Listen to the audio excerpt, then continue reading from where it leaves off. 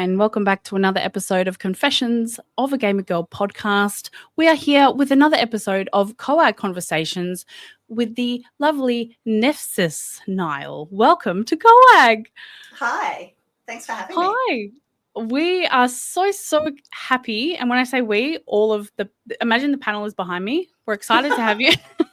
I promise you it's not my other personalities. But not today anyway.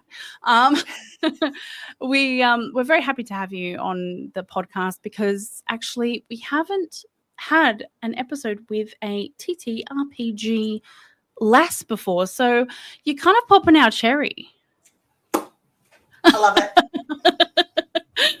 Oh my goodness. For those who are listening who don't know who you are and what you do, give us your best intro, love. My elevator pitch. Yeah. I'm Nephthysnile. I am a TTRPG, so tabletop role-play game, award-winning writer. I play, and award-nominated. I play in actual plays and live plays. I write scenarios. I run scenarios and games at conventions. I produce tabletop shows. I do a lot. I do a lot of stuff and things. I adore a stuff and things girly. You're certainly amongst friends here. That is.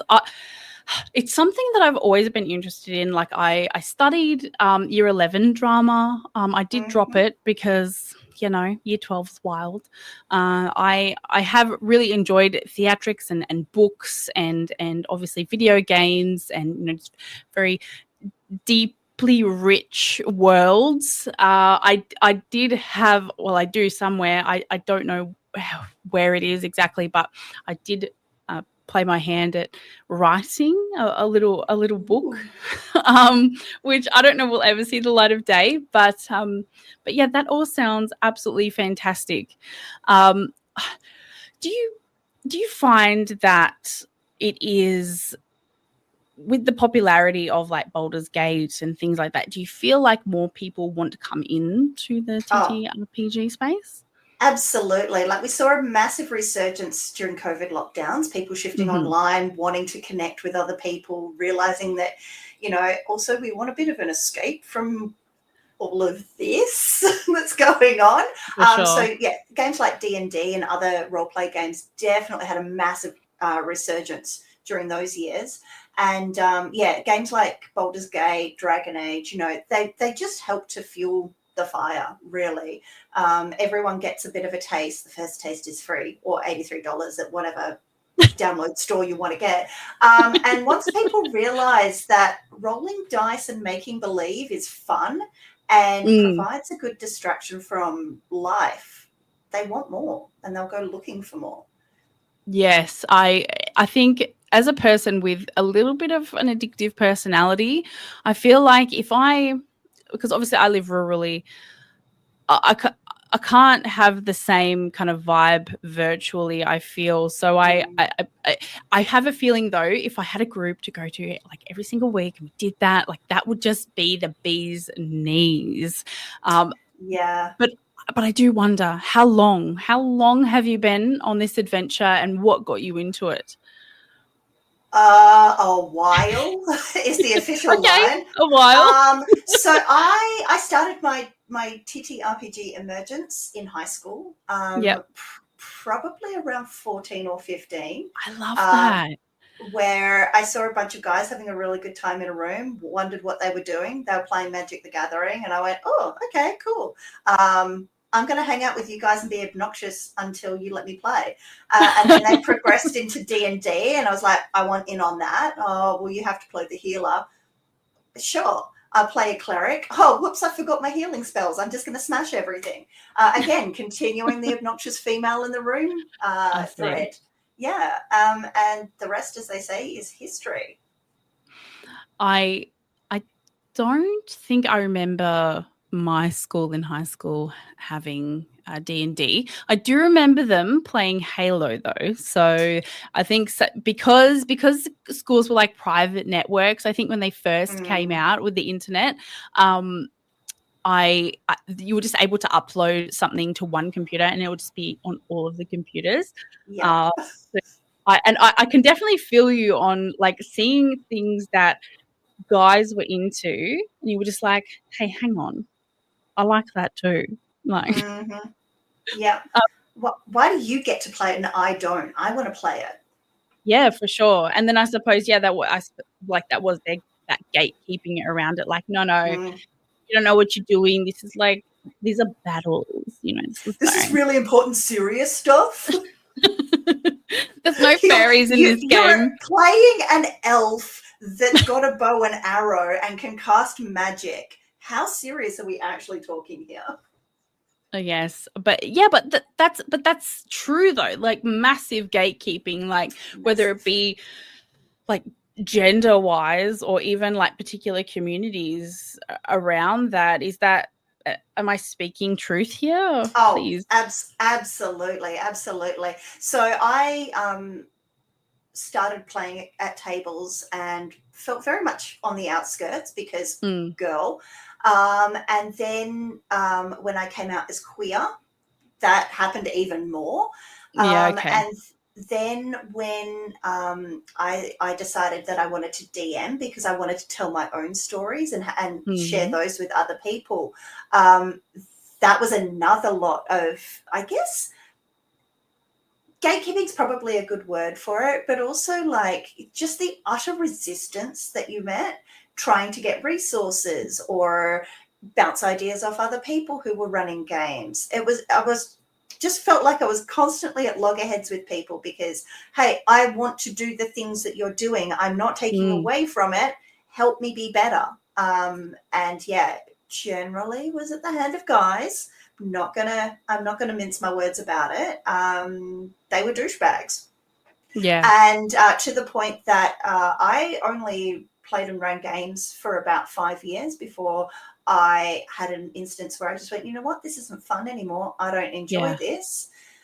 Took my books, took my dice, and went and started writing stories for myself before finally getting back into it some years later because I just went, you know what? I'm not going to let anyone stop me from having the fun that I want to have. Oh, I absolutely adore that because I know for a fact in the video game space I certainly didn't feel welcome because it was such a boys club. And then, you know, like it just wasn't a cool thing to do. And like I find that so weird because I suppose in a heterosexual sense, like guys want girls who are into the same things as them. Like a girl who loves footy is like, oh my God, you're amazing. You can go to football games with me, all that kind of stuff. It's like, it's first of all, it's in the beginning, you're paying all this money to go out to football games, like, and you have like a really cool setup at home and, like D&D can take you to some pretty magical places. I'm not going to lie. It is a cornucopia of joy and wonder. Yeah. No, I've just found that a lot of guys felt threatened by a woman coming in. Especially a strong one, perhaps. Well, I don't use the word strong. I use the word obnoxious, but sure. Yeah, I'll take it.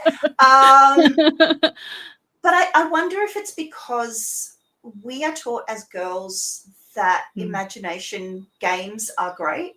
We play with our dolls. We make believe all the time. Guys don't necessarily get that, or rather, they get their GI Joes, they get their army men, and then at a certain point, they're told that's for kids, and they have to leave that stuff behind. And D&D and other similar games and video games even gives them an opportunity to delve back in that in a manly way, in a socially acceptable way.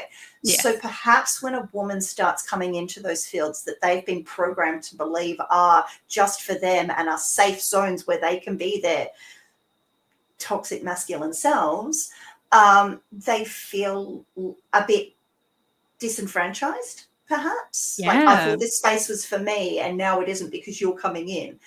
And it's like the love of games isn't a cake. You don't have less just because someone else wants more. Oh, yes, That's exactly right. You gatekeeping people, and specifically women, from your game doesn't take away from your experience. And if you think that you need to change how you act because there's girls around, maybe you should reflect. Maybe you should Mm-hmm. reflect on how you're acting, perhaps. So I don't know. Because I think when women enter these spaces, there is that feeling of, oh, well, we have to change. And like Mm. modern women these days, they don't want to have to mother or parent these men No. to act a certain way, right? We see it all the time. I cannot tell you how many videos I've seen of women playing COD Mm-hmm. with men in the chat, and I just don't understand. Like, They're how are they disgusting, taking away yeah. from your game? And you're actually preventing women from going into these chats. You're preventing women from Mm-hmm. coming into these games with you, right? And that they're not learning. They're not learning how to play the game because they can't communicate with their teammates. Like, Yep. come Yeah. Reasons on. why I stopped playing Counter-Strike number 436. Because Just, everyone told me to make a sandwich and I was oh, had enough. God. There's only so many sandwiches one can make in a day. Come on, boys. No, and if only they knew how attractive it was to see them in the kitchen, I just Right? Hot. exactly. But despite all of that negativity, what is your most favorite thing about being part of this community? Because you went away, did some reflection, you did some healing, whatever, you came back. Mm-hmm. What made you come back, and what's your favorite thing? I had too many stories to tell, and they wouldn't leave me alone. They kept bouncing around in my head going, tell us, we want to play. Driving me absolutely potty. I was a single parent. I needed some adult conversation. It was a miasma of things. But Okay. yeah, predominantly I had too many stories that I wanted to tell, and I needed some social life. It was the only way that I could see two birds, one stone. Let's do it. Yeah. So I got back into it, and haven't looked back since, really. Oh, that's really amazing, and I can definitely resonate with you with the mum aspect. Like, you are every day working for either you're at your job or you're working at your mum job 24/7, and you're constantly giving. You're giving to other people, and you just want something for yourself. Just a tiny slice, just for me. It's just that 1 hour, 2 hour, you want to just delve into these worlds and just feel your most amazing self. Absolutely. I totally agree. Totally.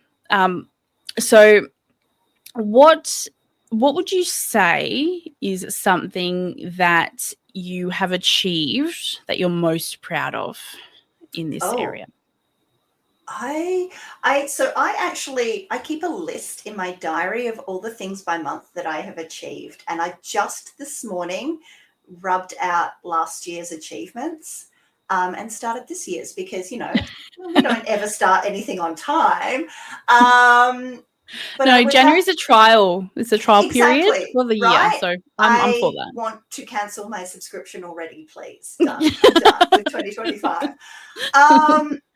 So I would say that to date, I think that the 2.5 seasons of Red Centre by Night are probably one of my most crowning achievements that make me super proud.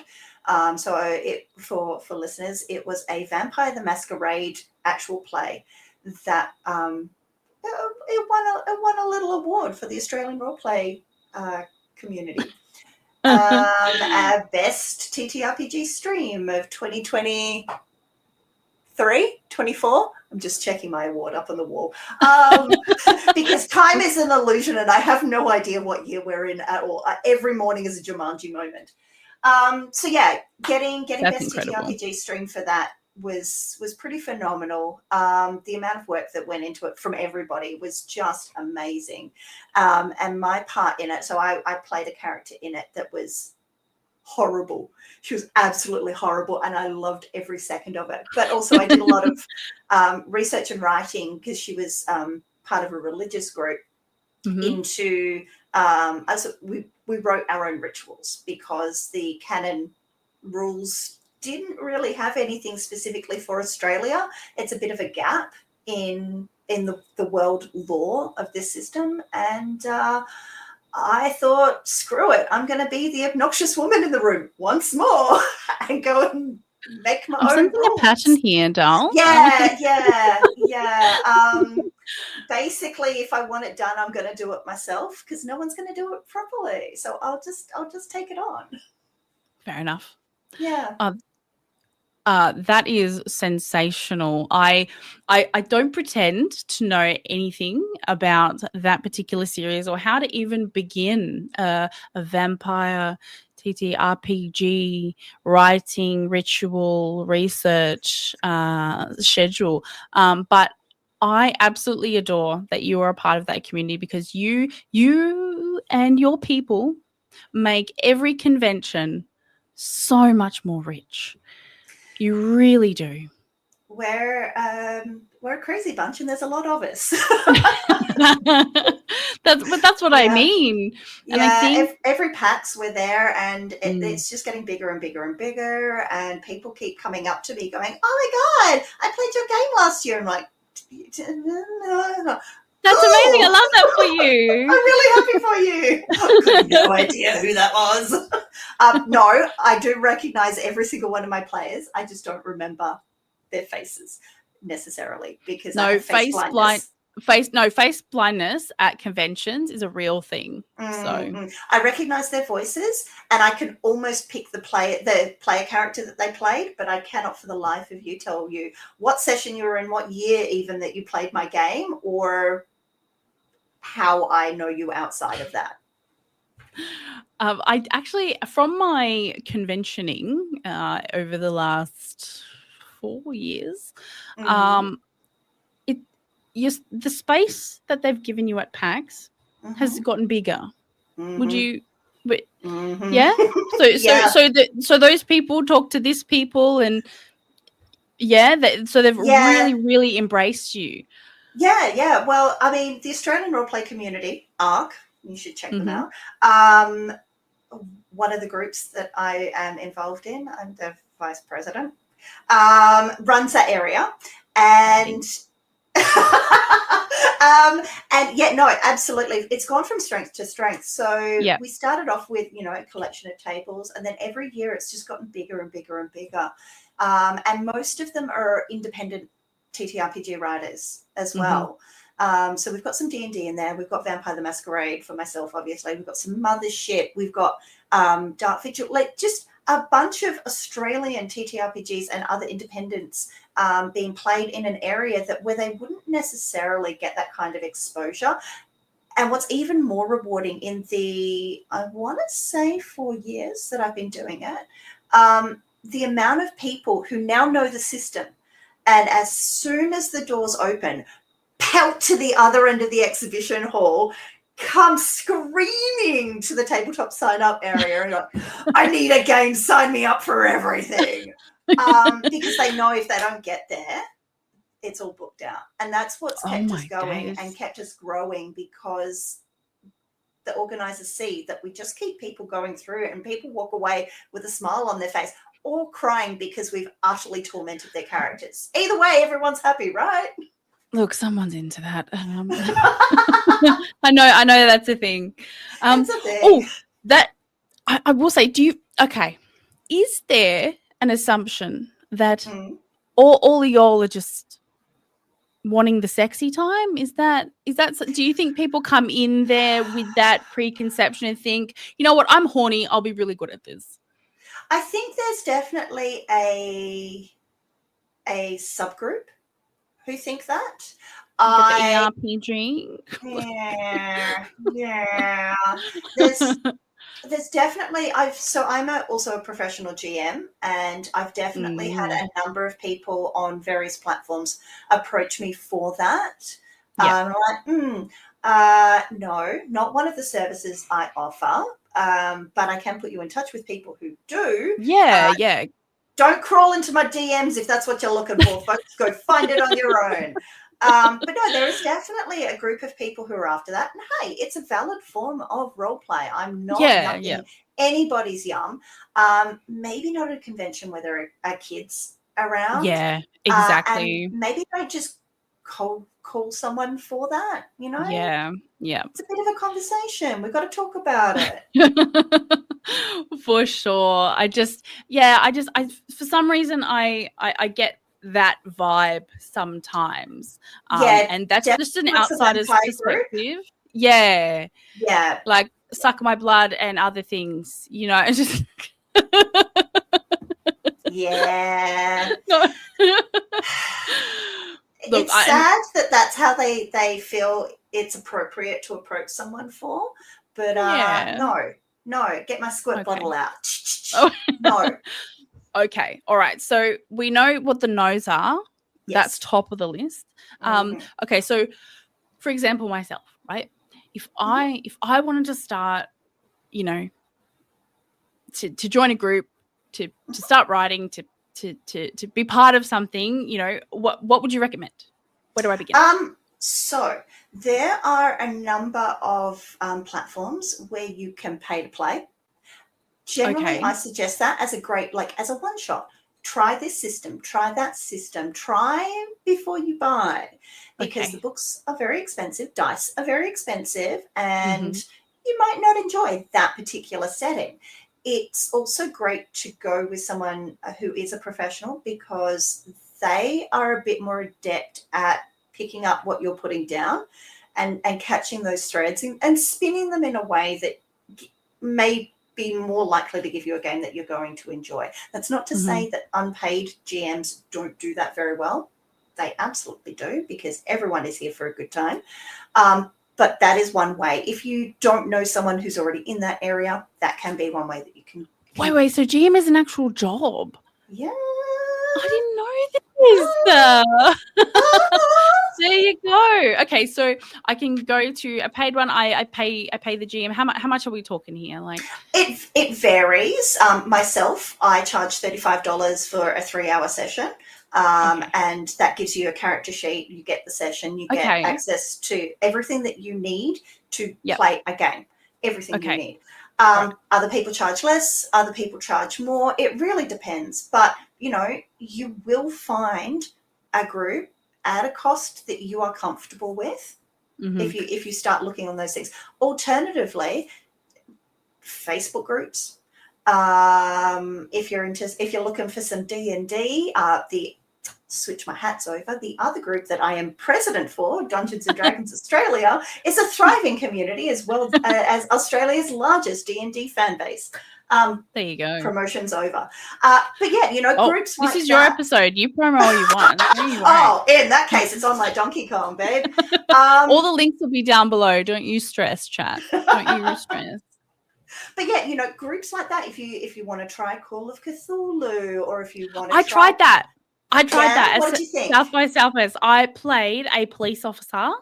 I only played a little bit. I couldn't stay the whole time. That was the issue. Like, these games take a really long time. But yeah, like I could dig it. I could get into that. I love Call of Cthulhu, the existential horror, and so I approach every Call of Cthulhu game. I'm going to go mad, and I'm okay with that. I never think I'm going to get out of it alive, because that's the whole thing. Yeah, that is the point. Well, my sheet she was very intellectual, you know, like, I don't know, maybe she could have gone mad. I suppose I didn't know enough of the backstory of that to know that was okay. And I could make those choices for my character. So I suppose that's my little bit of advice for, you know, you picking a system. Is that what you called it? Yeah. In what you like. Definitely do some background reading about the vibes. Yeah, do a little bit of reading. But, you know, it's also on your GM to kind of hold your hand. If you've said, hey, I'm not familiar with this setting. Yeah, everyone's. And I didn't know what questions to ask. I was new. All the questions. Ask all of the questions. A junior GM, they've got to learn somehow. Yeah. And having players ask the questions, because I'm the first to admit I have forgotten more than I remember in these settings and stuff like that. So having there's a someone lot. there's a lot. Like all the books That's what you got behind them me big that books for. are wall to ceiling. There's like over 30 years worth of Vampire the Masquerade alone, and I've forgotten more than I remember currently. I can really remember bloody Vampire Diaries, let alone a bloody 30 years of a bloody board game. My days. But yeah, like having a player come in and ask all the questions makes us remember, makes us challenge our own biases, because over time, you make up your own stories and things like that. And having someone question that really makes you go, hang on, is that a thing? Or am I just maybe we could go misremembering? that way. Yeah. Yeah, absolutely. You've got to remember, TTRPGs, you as a player are co-telling the story with your GM. Yes. You're not being lectured to. Everyone at the table is making up the story together. Mm-hmm. Most definitely. So, okay. So we should ask lots of questions, pay for one at first, because that's a really good idea. They'll be experienced. Do a little bit of reading about the vibe of the particular campaign. System, setting, whatever world, it is. whatever it is, yeah. And follow the links down below if you are interested. Yes. Yes. But like, social media is your friend. I don't say that very often, but it absolutely is. If you go for TTRPG, you will be flooded with an onslaught of really knowledgeable people who are sharing their love of the hobby. And if you're doom scrolling the TTRPG threads on like Blue Sky or whatever, you might come across something that you're like, that looks kind of cool. I want in on that. And then you find your forever TTRPG home. Oh, that's great. As an MMO player, when you spend this amount of time with people, when you're problem solving, you're really getting those, creative juices flowing. That really creates strong bonds between people. And absolutely, I think it's beautiful. That is also why, and this is probably my number one tip to anybody that wants to maybe try TTRPGs. Understand what you are comfortable with in a game and what you are not comfortable with, and learn how to communicate that. So your GMs will often use safety tools. So things like lines and veils. What are you okay with? What are you a bit maybe not so much with? Or there's a safe word, you mean? Yeah. Yeah, basically know your safe word. Yeah, absolutely. Okay. And you can be not okay with something at a table. That is totally fine. You can say, nah, this is not for me. I am not okay with this. And if anyone has a problem with that, you send them to me. I'll have a talk with them, because that's not okay. We want people to be safe. We want people to have fun in a safe space. And if you don't want to be held up against a wall with a knife at your throat, then that's totally fine. Absolutely. Or you can just roll for luck or something, and maybe, I don't know, a meteor hits that person and they die. Hang on, I need to make a note of that, because that's a brilliant way to get around that. Yes. Hey, I mean, what do you mean you're not into TTRPGs? You just wrote a scenario then. There you go. Look, all I'm saying is that it takes a woman, a person of maturity, to be able to get themselves out of a situation like that. If a person wants to play, I'll play. Don't you worry. It might backfire, but there's plenty more roles where that came from. And yeah, but I think new people in the space, new young people, they might not feel that confident. So yeah, definitely, by the sounds of it, reach out to your GM, really, let them know that, I'm not comfortable with that. And obviously I suppose you won't know what you're comfortable with until it actually happens sometimes. So potentially, but that's why a debrief is always a really great idea. I like checking in with my players and going, hey, How did you feel about that? What worked? What didn't work? Was there anything I can improve upon? Oh, Was you're there so anything good. that you'd like to know more about? Can I send you links to stuff? Because, I pride myself on being someone who introduces TTRPGs to people. And sometimes if they've just had that one session, they feel like they're drifting in the wind a little bit and they're like, well, now what? So, it doesn't hurt. It takes 15 seconds of my life to drop someone a message and potentially send them on their way to their next adventure. Well, as far as I'm concerned, that sounds like a perfect GM in game and IRL. That's all. That's all I'm saying. Honestly, it has been an absolute pleasure to have you on, Neff. Please, what is your next project? What are you working on this year? I know you said 2025. You're not going to thrive. That's okay. But I mean, we've had PAX announcements now. Yes. Please fill us in. What's going on? Okay. Are you ready? Because this is I'm supposed ready. to be my quiet year. Get your scroll out. Oh yeah. Hang on. Actually, I do need to get my notes do you because there's a lot. So in April, I will be at Conquest in Melbourne. That's a local TTRPG convention. I will be running Vampire the Masquerade there. April, May. In May, there is the Port Play event at which there might be a little D&D event that someone is writing. That's exciting. Yes. In May, June, July, I can't remember. Time's an illusion. I will be at Comic-Con Melbourne with Dungeons & Dragons Australia. We will be bringing Australian-themed D&D games. Australian-themed D&D. Yes. Are we talking about like magic koalas in wizard hats? Drop bears, platypus druids, dragaroos. Yeah. Dragaroos. The whole thing, the whole shebang. Oh my days. Okay. The studio that I work with, Icarin Inc., has just finished season 2 of a cyberpunk VTM crossover called Night Runners, and we are recording season 3, so watch this space for that. And then I think in October there's this little thing called PAX. I don't know. Maybe I'll be there. Maybe. I don't know. The only thing I'm locked in for this year is PAX, so I can't just swan over to one of your D&D sessions. But if I don't get to any of those, PAX would definitely be the place. Me and 100,000 other the swarms of people. I'm here for it. Oh, Nev, honestly, fantastic. I love your work. Thank you so much for being here on Confessions of Gaming Girl podcast. You're amazing. All our listeners are amazing, and we will see you for the next episode of COAGG Conversations. Bye, everyone.